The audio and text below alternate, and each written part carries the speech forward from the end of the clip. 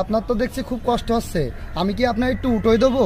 দেখছি বাবা, তোমার তো একটা হাতই নেই, তুমি আমার কিভাবে সাহায্য করবা? চাচা, যদি সাহায্য করার ইচ্ছা থাকে তাহলে এক হাত দিয়ে সাহায্য করা যায়। থামো বাবা, থামো থামো। আমি এক সন্ন্যাসী সাধু বাবা। আচ্ছা, আমি তোমার পরীক্ষা নিচ্ছিলাম, তুমি সেই পরীক্ষায় উত্তীর্ণ হয়েছাও।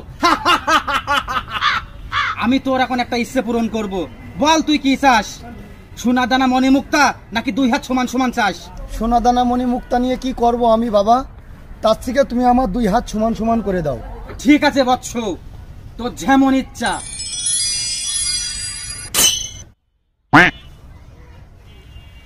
বাবা,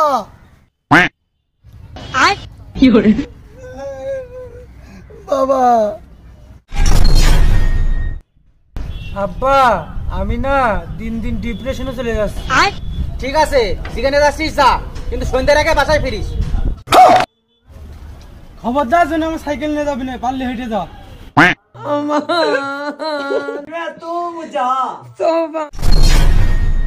দেখাই দিলি না?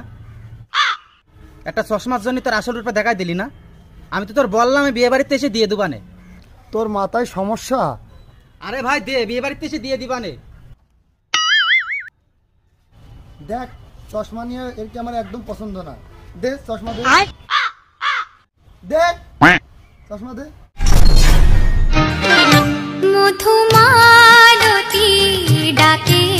ভাই তাহলে ক টাকা হইলো? ভাই, হাগার হইলো 20 টাকা আর মোতার হইলো 10 টাকা, 30 টাকা দেন। अच्छा ठीक है ভাই নেন 40 টাকা। ভাই 10 টাকা আবার বেশি কেন? ভাই আমার শরীরে চৌধুরী রক্ত, আমি মিছা কথা কব না। হাগার মুতার মাঝখানে একটা পাত মারিলাম, তার ধরুন 10 টাকা।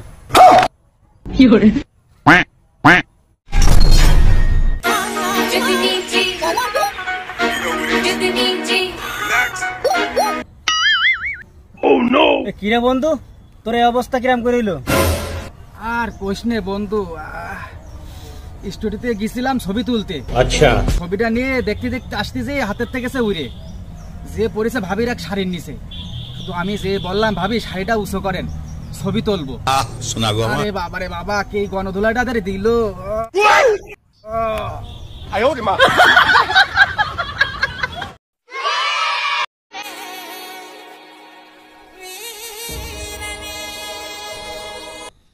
আরে সর্বনাশ, আব্বার লুঙ্গি দেখি পাছায় খেয়ে নেছে, যাই ঠিক করে দি। বাপের সাথে ফাজলামি, এতদিন লোকে বলতে বিশ্বাস করতাম না, আজ নিজের চোখে দেখলাম। বিয়াদব, যা কাজ কর। লুঙ্গিটা বের করে দে, আব্বা মনে খেপে গেছে রে, যা আগের মতন ঠিক করে দিয়ে আসি। अच्छा ठीक है